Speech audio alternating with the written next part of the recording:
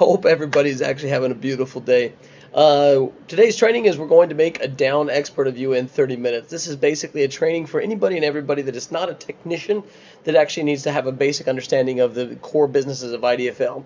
This is for management, marketing staff, anybody else of that nature. Okay, so let's go ahead and get started. Today's agenda, we're going to be talking about first why people actually test, second of all, the brief supply chain of the down industry, and then third of all, we're going to be going really quick through all of the laboratory tests. Once again, this is just so you can actually talk intelligently with any types of clients, so that if you're in the audits department, you can actually talk with people about down, and you really kind of understand the basics of the IDFL business. So first off, why do people test? The reason for that is for labeling compliance. Labeling is whenever you actually look at the quality of something, you have to kind of go through, and you need to go through and be able to say what that material is. Just like as if you're actually buying purchasing some gold or anything of that nature, you need to know what you're buying. And there's many different types of qualities. Goose down would actually be like gold, duck down would be silver, and so forth, so on and so forth. Down is actually a very unique product because it's one of the only products, and maybe one of the only products in the world that is actually that is lot tested. Many other types of textiles, they'll be tested a whole bunch, and then it'll never be tested again until for the life of the product. The basics of labeling are kind of come back to two general rails. Number one is actually truth in advertising, and second of all is substantiating your claim. If you say that this is down, then it has to be down. It cannot be down in polyesters. It cannot be 50% down. It needs to be. You need to have a substantial amount of down for it to be claimed down. You don't want to be lying like Pinocchio there. The second of all is substantiating your claim, which is basically if you say that this is down, or if you say this is goose, or whatever the fill power is in down, then you need to actually substantiate that with any type of testing.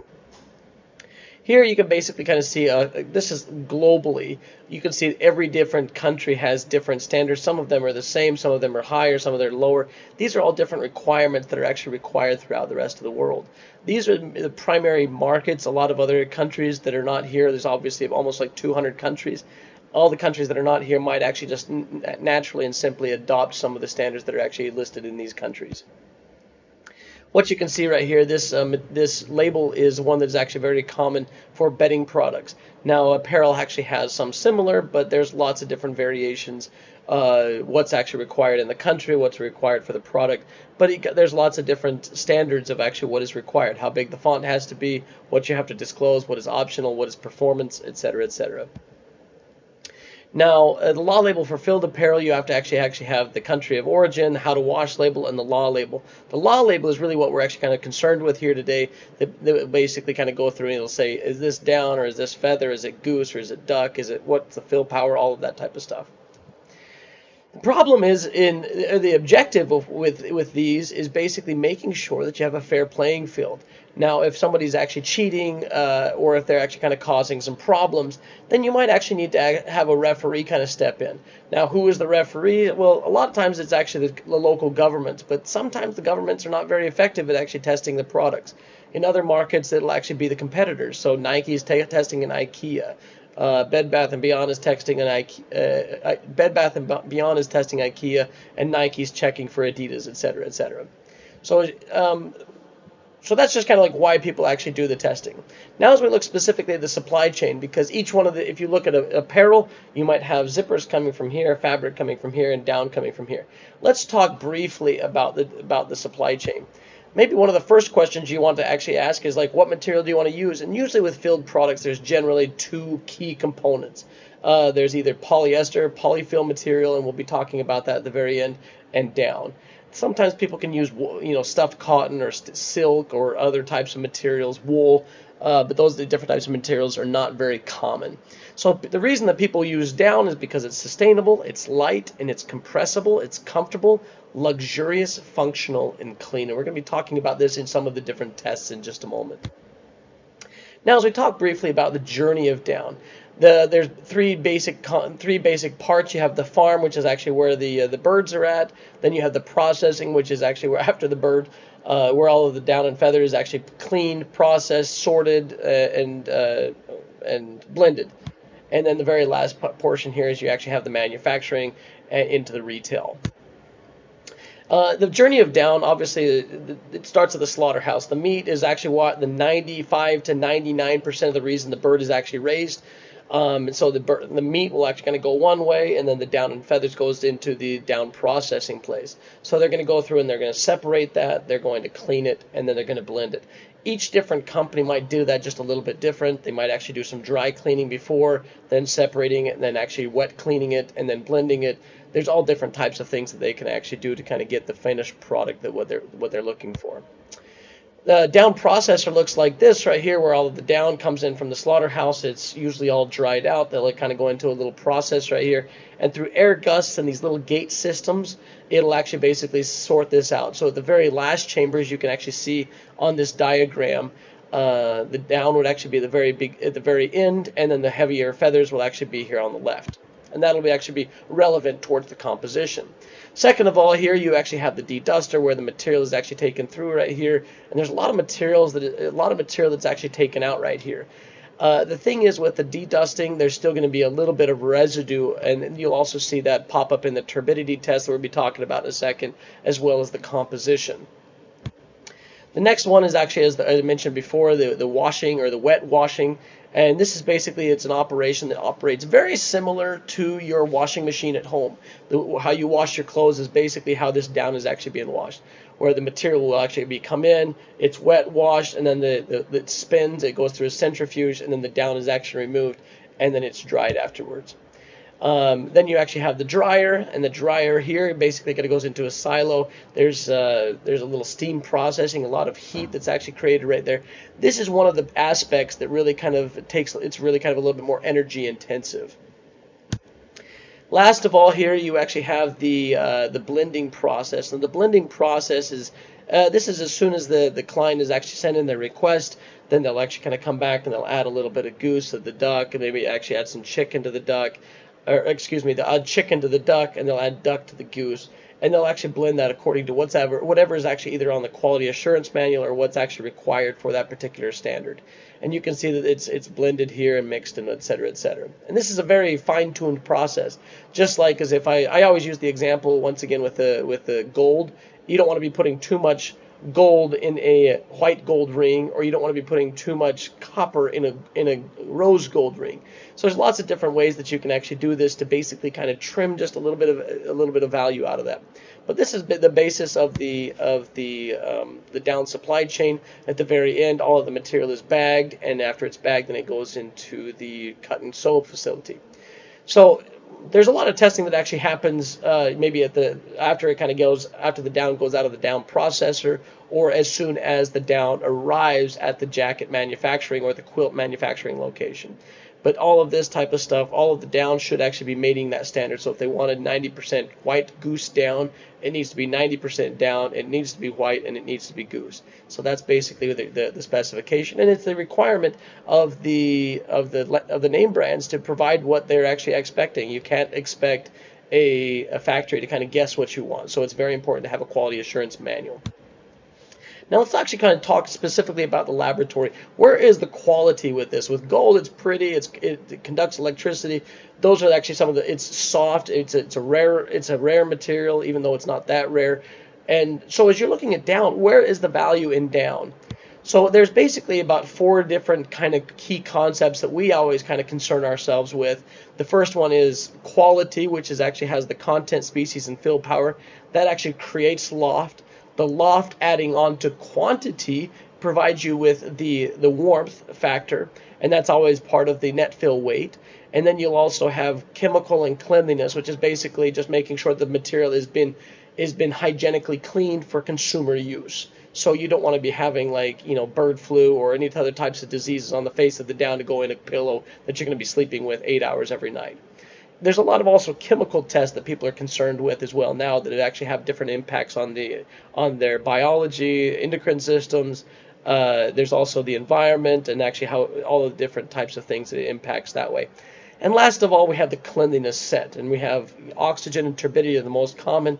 There's also fat and oil, but we're going to be going through all of these. So let's go ahead and actually kind of get started off with our first set of tests right here.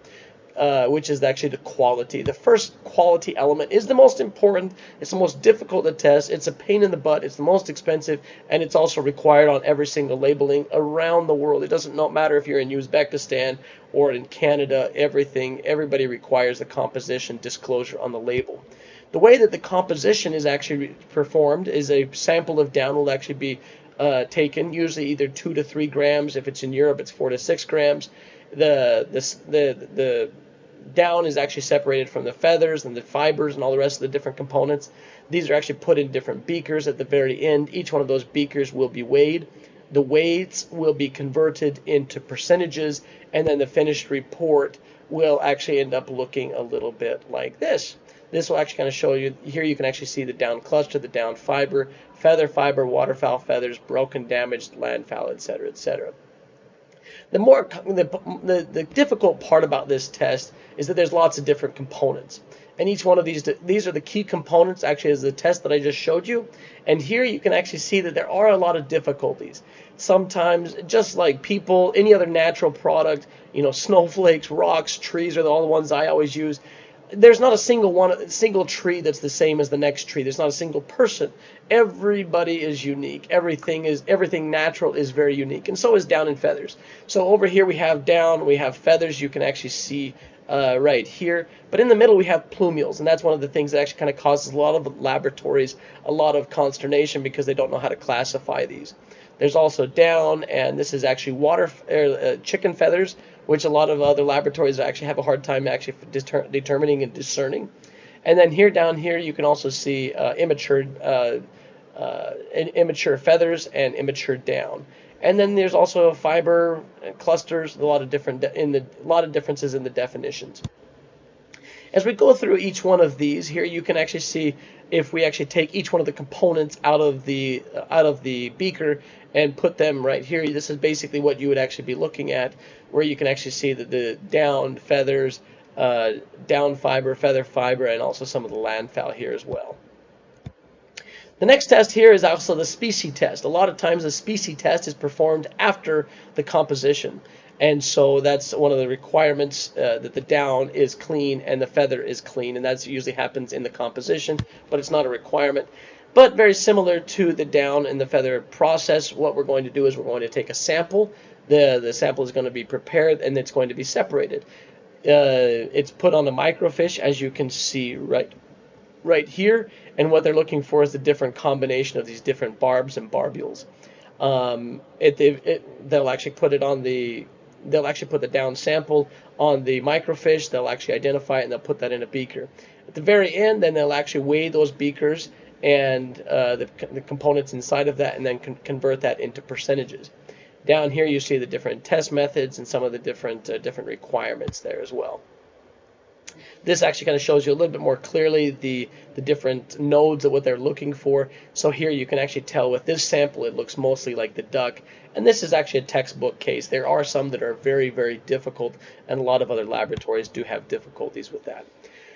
So the report actually looks something like this. You will always see duck added to goose, but you will never see goose added to duck. Going back to our gold and silver analogy, you will see white gold, which is silver added to gold, but you never see gold added to silver. So it's basically the quality and the value of those two different components.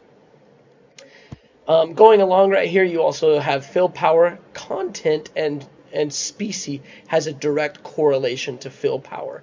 The more content that you add, or the more cluster that you add, the higher your fill power. The less feathers that you actually deduct or decrease, then you're also going to have a higher fill power. And also, usually with the specie, you're going to be seeing a lot of correlations there, and I'll mention that in just a second. The fill power process starts off by preparing a sample. Every test is actually performed twice. So this particular test requires 35 grams, and it is actually steamed, very similar to like a steamer you might use in your home. It's completely is steamed out, and then it is actually dried, and then it is actually put inside of the cylinder.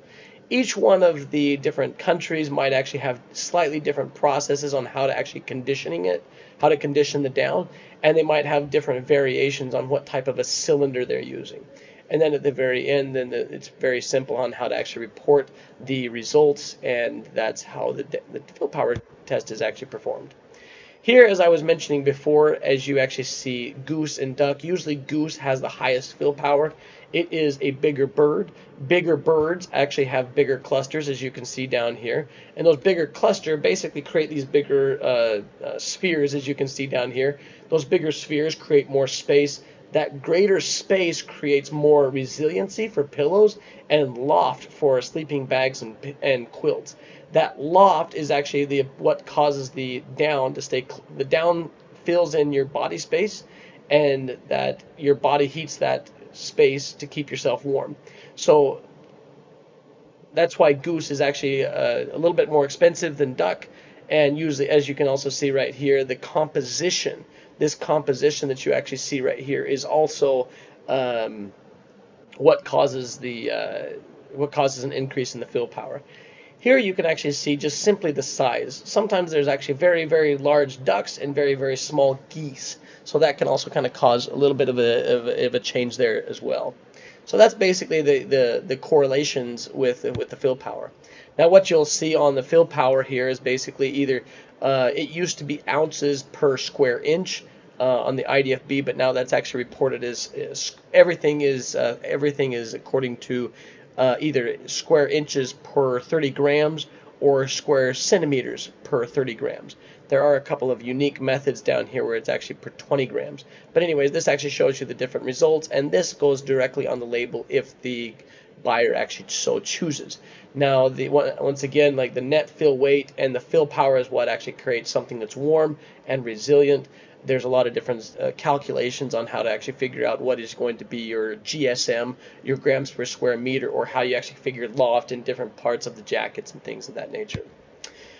The next thing is color. Now, color is not necessarily a quality issue. Gray down is just as lofty as white down. The only thing is usually the reason that people actually always want to actually have color tested is because they in this case you can actually see some of the show through and if you have like a one dark piece of down on a white jacket like this, it'll have a little show through. Outside of that, there's absolutely no difference. Sometimes people actually do a little bit of dyeing of the down, so they kind of have like different jackets and different visual effects, as you can see here. But outside of that, there's no difference. So how is that tested? Great question. First off, you start off with a down sample. There's a separation. It's still done in the same type of a cabinet as you can see right here. And then you kind of go through and you actually evaluate the different components based upon if they're actually white or how dark. There can be some grayish or light brown, and how much of the feather and that type of stuff is actually kind of done. It's really kind of done on a scale as you can see right here. You can see white, borderline, and dark. How much of the feather, how dark is the feather, because once again the objective is just making sure that the material is not going to be showing through. At the conclusion of the analysis of each one of the different components, then the dark material is weighed and is converted into percentages. And then the test report looks like this. So you can actually see maybe like 0.2% of this particular sample was dark material. It's usually, white is usually preferred for your white bedding material, so you'll see a little bit of an increase in the cost there with white down. But you'll see sometimes jackets, like the jacket will be gray, and then like the sleeves will be white. There's no difference if you're working with darker colored jackets. Bedding, just once again, if you see one dark feather on a white quilt, there's going to be a lot more show through. So there is a higher demand, which dictates the price, but there's no difference in the actual quality. Now, as we move back into the next section here, we have quantity. And there's only one test that actually validates the quantity. And down is very much like water. You can measure it in ounces, you can measure it in liters, you can measure it in gallons. There's lots of different ways that you can do that. Now, different than polyester batting. Polyester batting does come with a GSM, but the down, you can put any amount that you want inside of there, and then you'll also see that it's you have to kind of go through and actually make the gussets. When we receive a jacket, we do the net fill weight. All we have to do, and if specifically when we actually receive any finished products to do any down testing, we do have to actually perform a net fill weight to get the down out of the product. The way that we actually do this is we actually nick it, we pull the entire jacket apart. We will actually weigh this. We will actually weigh the finished product, and then we will actually remove all of the down from the finished product and then re-weigh the shell, and not the down, because there's down flying all over the place. And then we'll actually kind of we'll subtract the net fill weight from the shell and the original weight, and then we can actually deduct how much down is in there. So here you can actually see right here the gross weight of this particular jacket was almost 2,000 grams. The shell weight was 830, so we subtract 830 from 1948, and we gives us 111. So that's about 57% of the jacket weight is in the filling. Once again, it's actually fill power and net fill weight that actually create the thermal value. So that moves us into the very next section here, which is actually the thermal testing. Now, thermal testing is usually not done a ton, but there are a couple of different methods that this can actually be performed. The thermal testing research usually starts off with basically some quality research, looking at this fabric versus that fabric, looking at this filling versus that filling, 90% goose, or 800 fill power, or should we put twice as much, 400 fill power in there? What is that going to do to the weight? And then that's actually made into a mock-up, and then that's actually tested with the guarded hot plate. Sometimes people kind of go to the next step and actually do some mannequin testing, and we'll show you that in just a moment. And then actually sometimes they'll actually be doing some field testing where they'll actually take athletes or soldiers and go and do some research that way. There are a lot of different types of things, a lot of different types of apparatuses here that you can see that made for gloves or made for jackets, made for hats, or the full body model methods. And sometimes they can actually use a little torso like this, or that they can actually use the full mannequin that's actually moving and sweating and the whole thing. But that type of stuff gets pretty complex pretty quick. Some customers want to actually put on what they call like a thermal unit. A lot of times this actually is very difficult because different types of bodies heat differently. Rather large people that are obese, or versus actually people that are very skinny, they heat differently. Men versus women, age, people that are acclimated to different types of regions. Here in Taiwan, it's very hot. In Alaska, it's very cold. So people acclimate to different temperatures differently. So basically, you just take the process for the thermal testing is you take a finished product, you condition the sample, you put it on whatever type of an apparatus is necessary, whether that is a mannequin or the thermal hot plate, you do the analysis and provide the report. So that pretty much gives us all of the quality and quantity elements. Now let's move into the cleanliness. Now once again, as you actually have different types of animal furs, whether that's wool, angora, llama, vicuña, all of these different types of fibers, all of these have to be sterilized and they have to be clean. Otherwise, it'll smell like you're wearing around your pet dog around town. So what you want to do is you actually want to make sure that the material is clean. Now most countries will also have cleanliness standards. However, this is rarely on a label. In fact, I don't recall this ever being on a label. But if a client actually smells something, it's usually going to be kind of correlating with these tests. So that's why we actually have to have very, very clean material. So let's kind of go through the different tests that actually kind of dictate the different types of cleanliness levels. How do we know if it's clean or not?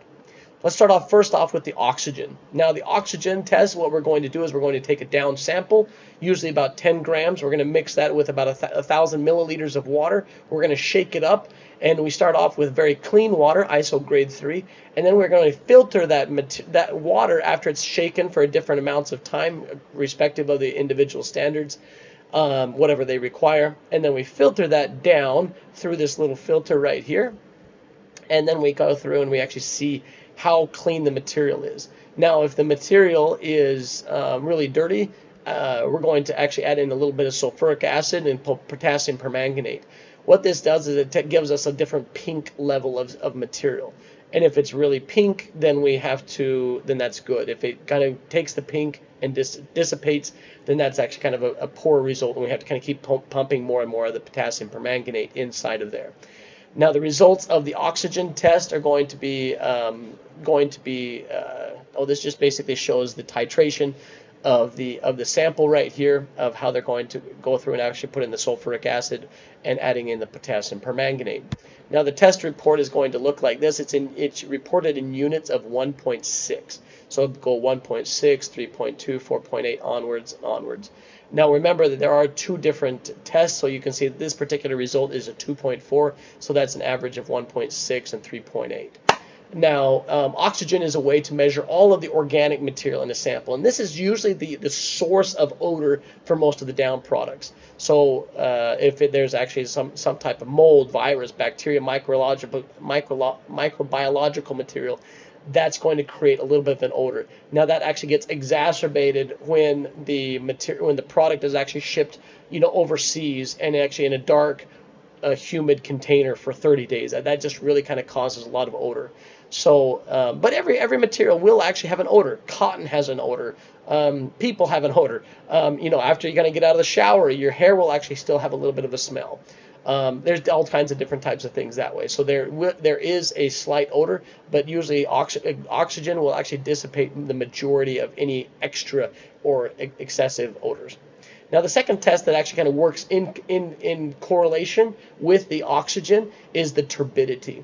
Now, the turbidity actually uses the exact first 3 steps as the oxygen test, where we take the down sample, we put it in a shaker for a set amount of time, we separate the water from the down, and then the only different step from the oxygen and the turbidity is we're going to put the turbidity in a turbidity tube, or we're also going to put it in the NTU meter, and then we actually report that.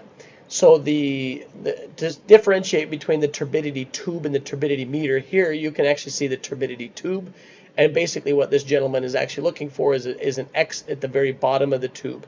Now, if it's very opaque, like you can actually see right here, then they let some water out. So that kind of might go from like 1,000 all the way down to like 300. You keep letting the water out until you see that. Now, obviously, we want clear water at 1,000 milliliters, and so that actually is the very best result. The problem with this is it can be very subjective, depending upon the light in the laboratory, the person, if they're wearing glasses, the visibility, the visual talents of the person, and it can be a little bit subjective. Sometimes there's more milky white water, sometimes it's actually just a little bit opaque. Anyways, so because of that reason, we also put the water inside of this little machine. This NTU machine here basically uses deflected light technology, where you put the same water in these little cuvettes, and you put the cuvette inside of the machine. It shoots a little laser across the side of that, and deflected light is measured and calibrated. Now, the test results will actually look like this. So you'll actually see the turbidity here would actually be 555 milliliters, but on the NTU it got 4.52. So these two would correlate right here. So turbidity is a way to actually see all of the inorganic material and the organic material. So it does kind of both. Now, if any additives are added, that sometimes will actually pop up in the turbidity, as I mentioned, as part of the supply chain at the very beginning. Sometimes if the factory is not cleaning the material, a lot of that material will actually show up in the turbidity. Sometimes there's also different types of things like soaps and other types of residue. So that's basically the turbidity. The next one we actually have here is the fat and oil, and I always kind of say that this is very similar to a lot of the fats and oils that come off of wool. It comes by a different name of lanolin, but the fats and oils off of a duck needs to be the fats and oils need to be stripped off of there. You don't want to have too much, and you also don't want to have too little. The way that this test method is performed is you actually prepare a down sample. You put that down sample in this little cuticle right here, and then it actually gets put in a socklet extraction method, which is what you can see right here. Basically, this actually has some dichloromethane or some other different types of stripping agents, and it actually heats and cools it, and heats and cools it.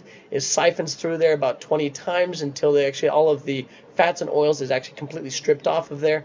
Then it's actually put into a cup that looks a little bit like earwax, and then that material is actually weighed, and then basically what they're going to do is actually kind of put that into a percentage based upon the weight of the original material. Usually what you're looking for here is basically maybe somewhere right around 1%. Now, the problem with this is if you have too much oil, it's going to decrease the fill power. It's just like, if you put too much gel or hairspray in your hair, or if you put too much, if you put lotion in your hair, that down is not going to be able to pop open and be lofty like it's designed to be. Sometimes too much oil can also cause odor issues. Now, too little of oil, I always use this as it's almost like bleaching your hair. If you put too much bleach in your hair, then you end up with a lot of split ends. It gets brittle and it breaks, and that causes a lot of increase of the fiber and a decrease of the cluster, which is also kind of comes back to our composition and our fill power and that type of a thing. So it is kind of a little bit of a Goldilocks zone right there. So fat and oil, what you can actually see right here is the report, as this report is actually requesting it, the expected value of the requirement of the client is between 0.8 and 1.2. This fat and oil is right at 1.1%. But yeah, once again, the only key factors with this is basically, this is not something that you would actually put on a label. I've never seen it on a label. That doesn't mean that you can't, but it's just one of those performance issues. Moving into the next one, this is dust. Now, obviously, you're not going to have dust problems like this, but there, feathers, just like, feather dusters from like 50 years ago, there are a lot of dust that can actually be picked up by feathers if it's not being processed correctly. The way that we actually perform this test right here is we actually take a down sample, we weigh it, we put it in a very loose woven pillow material, and then we extract the dust, and then we kind of go through and quantify that and identify that based upon the client's requests. Now, the key point is with the identification is we're just trying to find out where is the material coming from. Is this foreign matter? Is this something that's going to cause other problems? What is causing this dust? And so we can kind of go through and actually provide different analyses and evaluations that way. So here you can basically just see a very thorough test. This test report is very similar to the odor that we're going to be talking about next. So that's the dust. The next one is an odor.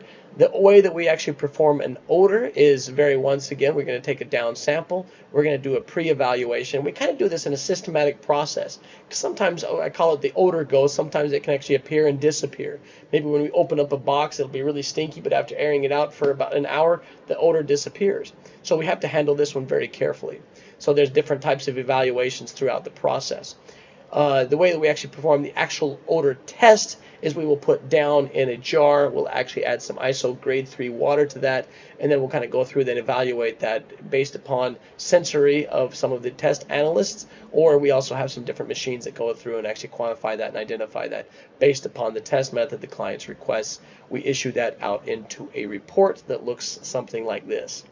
So where the 5 will actually also almost have no odor, whereas actually extreme fail would actually smell a little bit more like maybe a decomposing dead duck or a dead cat or something of that nature.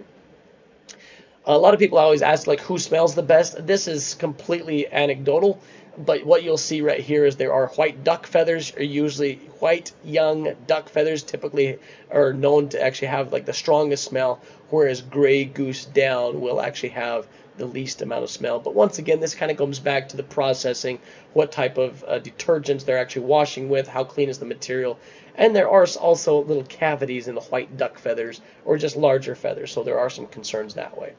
So here you can, once again, you can actually see the odor test summary. It basically kind of gives you a thorough evaluation of basically, when we opened the sample, when we actually checked it in, and then also the actual results of the test.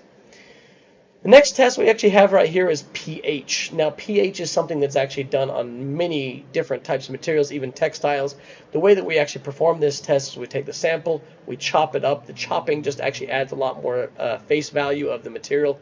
We add on the water. We measure that. We're using a standard pH meter. You can actually kind of get those pretty much anywhere, and then we offer the results on the report.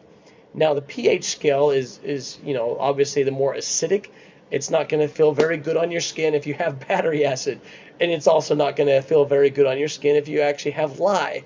So obviously, down is a natural product, so it really, right off of the farm, it's going to be natural. It can go a little acidic or a little acidic or a little bit more alkaline on the base side, based upon the different types of detergents and the processing. So down is naturally a 7. We always want to keep it 7 because our skin is actually naturally a 7. Down, hopefully, is not going to be touching the skin. It always has that textile layer, barrier. But generally, down is going to be, there's not generally a lot of problems with this. It would have to be very acidic or very basic for this to actually have any type of an effect. But once again, it can cause that type of kind of an itching or kind of a rash on somebody's skin, and that's not something you want to do. So, like I say, down naturally is a 7. It can go up to 8 or 9, or it can go down to 4 or 5 based upon the washing, but just kind of like the manufacturer should be able to correct that quite simply, and that's generally not a problem. The test report is very straightforward, simple. Most global requirements require somewhere between a 6 and a 7.5. This result right here, as you can see, is a 7.1. Now, the next one we actually going to go into, this is called a moisture test. And I always use the analysis of basically if you go out and chop rice and you buy it by the ton immediately, you're going to be losing a lot of material, because rice, just like any other type of agricultural product, meat, wheat, barley, any of those different types of products, they're going to lose moisture. And down can actually absorb moisture within about 24 hours. And so what we want to do is, if somebody actually fills their jacket with 100 grams of down, but then down absorbs about 15% of the moisture, then that jacket only ends up with 85 grams. So that is a test that we actually perform, and it's more of just a validation on it contributes to the quantity or the net fill weight of the material. So the way we actually do this inside the laboratory is, once again, we will take a down sample and we'll rotate this maybe 3 or 4 times throughout the oven and the desiccator. And we start off maybe with maybe you'll start off with maybe like 5 grams, and then you go down to 4.85, and that might be like a 10 or 15% or a 5% loss based upon the calculations. And this is the calculation right here. So the result of this one would be 11.3%, and that would basically when we reweigh that and then we actually report it. So here you can actually see the actual report. And here you can actually basically see that this particular moisture, according to the GB method, had 9.7%. Now, a lot of people actually ask a lot of questions and say, like, well, how much is it going to absorb? Basically, your down can actually absorb maximum, probably around 15%, up to 15%. That's with 90% humidity at 30 degrees centigrade. Now, with a feather sample, they tend to absorb a lot less. Because it's not as fluffy, it doesn't absorb it doesn't absorb the moisture as much, but you might actually be seeing anywhere to 3 to 5%. Once again, this depends upon the manufacturing facility, the location of it, the altitude, the humidity in the area, and things of that nature. But that's basically the quick overview of moisture. Now, the very last one that we have here, we have one single performance metric. With textiles, there's lots and lots of different performance metrics: tear strength, tensile strength, waterproofing, etc., etc.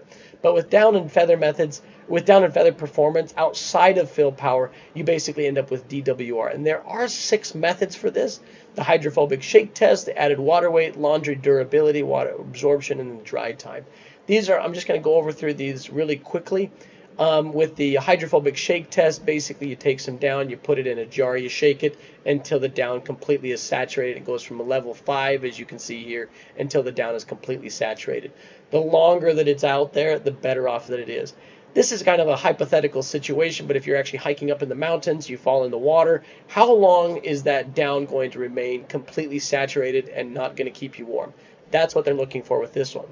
Second one is very similar to this. This is the IDFB 18B.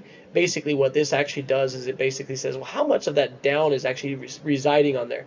So if you're driving along in the rain on your windshield, how much of that rain is actually kind of like coming off? And that's basically what this type of a test is doing, where they kind of take the down, they put it in with some water, they shake it up, they put it upside down, and they're seeing how much water is actually staying on that material. Next one, this is a little bit more of a applicability for the hospitality industry. Basically, what people want to find out is basically how long until that DWR, like it happens with textiles. Sometimes you buy a waterproof jacket, you wash it once, and then it's never waterproof again. So basically what they want to find out here is what's the laundry durability? Is that waterproofing? Is that going to stay on there for like maybe 2 washings, 100 washings? How good is that? How is it adhering to that? And then also, how does the chemistry of the DWR how does the DWR chemistry coordinate or work with or degrade with the detergents? So there's different variations of the detergents. The next one is the water absorption, and this is basically like a waterlogging a boat. How long can the boat actually stay underneath water until it is completely waterlogged and it sinks? And that's basically what we're trying to do here. This last one right here, once again, a very good hospitality application, is we're just trying to see right here is basically how, if a DWR pillow at a hotel takes 75 minutes to dry in a dryer, then that's a lot of expenditure in drying that pillow. But if that same pillow can actually get half as wet and dry in half the time, then that's going to be a huge bonus and a huge benefit. So that's basically the purpose of this dry time, and it just basically kind of validates all of the previous tests on how fast it's going to dry. So that's basically all of the DWR. Now we're going to go into this next one right here, and this is going to go into fill-proof. Now this is a little bit of a fabric test, but there's also some down parts that are actually involved with that. Basically what we're trying to do here is actually see how much down is going to come out of this product. Generally, the process that we're going to be using is the sample will be conditioned, they'll make some pillows, they'll be placed in a machine, agitating that, and then it'll be evaluated and reported. Now there are a handful of different types of methods that actually have slight variations, but this conditioning, testing, evaluation, reporting process is very similar within all of the methods, and you can see that right here. So this one right here, this is actually the rotating box method. This is the EN rubbing method, which is a little bit better for pillows, as the pillow will just basically kind of agitate just like this. And then you can also see the impact method. It's a little bit better for throw pillows and things of that nature. And then there's also the JIS, or the in-house method, where you basically put the product inside of a dryer and see how much down and feathers come out of that. So those are some fabric tests that can actually be tested in tier 2 in the fabric mill before it's ever actually taken to the factory. But what you can actually see right here is there are some pillow methods, and there are some finished product methods. The finished product methods, what you can actually see right here is a lot of times it comes back to the seams and the stitch lines within a product. So sometimes it kind of comes back to be a static problem. Sometimes there's actually a little bit of there's the needling or what type of thread they're using. Even if you take a plastic bag and you pop a whole bunch of holes in it, there's still going to be down coming out of that. So it's important to see that. Now there are some correlations with down just like what there is with fill power and composition, and fill power, or composition and species dictate the fill power, and the fill power and the net fill weight make a warm jacket. Downproof is very similar, so you'll actually see that there are some correlations, not direct correlation. It's not like for example the air perm. If air goes through the product, then down will probably go through the product. If air doesn't go through the product, down won't go through the product. But that's not always a guarantee, because there's a lot of very intricate details there with actually how each textile is actually created. But there's also some correlations between the yarn size and the thread count. Obviously, the most common thread count within bedding products is 233, 300 thread count, even 400 thread count. Higher thread counts are usually better, but that's been a misnomer for a long time. But anyways, there's a lot of things with the fill power. And the test result, the actual report, this is actually one that was actually from about 5 or 10 years ago. The ones that we have now have much more data, and they're much more detailed. So you can get a lot more details on how to actually kind of vindicate or validate this theory versus that product, et cetera, et cetera. So that basically kind of goes through all of the down, the fabric, and the performance testing. We have a quick little couple of slides here about synthetic testing, as they are a great alternative. Obviously, synthetics are not tested like down, because basically, just like a spaghetti machine, all of the spaghetti is going to come out of the same machine, same width, same diameter, that et cetera, et cetera. But synthetics do have some pros and some cons. Generally, synthetics can be cheaper. They are all washable. Sometimes they're a little bit better at actually managing moisture, but sometimes they're not. And sometimes there's a lot of problems with that. When they do wash, there can also be some problems with matting and clumping. They can also have like cold spots. They also don't have the resiliency and loft and the memory of down products. And synthetic products have actually really developed over the past 30 or 40 years. It used to just be polyfill, but now there's actually all these engineered, patented technologies with Primaloft and Thinsulate or Nanopuff or Super Loft. There's all these different types of things, and for all of that, there's some test methods that we actually apply to that. Looking once again at the composition, what type of material is it used out of, the hollow ratio, the fiber design, what different types of blends. Sometimes there's polyester and rayon, excuse me, sometimes there's polyester and kapok, sometimes there's polyester and down, sometimes it's layered, sometimes it's blended, all these different types of blends. There's also the silicon percentage, and that kind of causes more and more clumping. The cleanliness, even though that they're not coming from an animal, there's a lot of dirty synthetics out there. There's also the matting and clumping of how well is that going to stand up in the washing machine. There's a lot of fiber ball size, all of these different tests. We also pioneered the synthetic loft test method, and that works with some different things. But anyways, if you have any questions, please leave that in the comments. Send that out and talk with your mentor, or send us some questions. Work with IDFL. Thank you very much. Have yourself a beautiful day, and we'll hope to catch you soon. Cheers.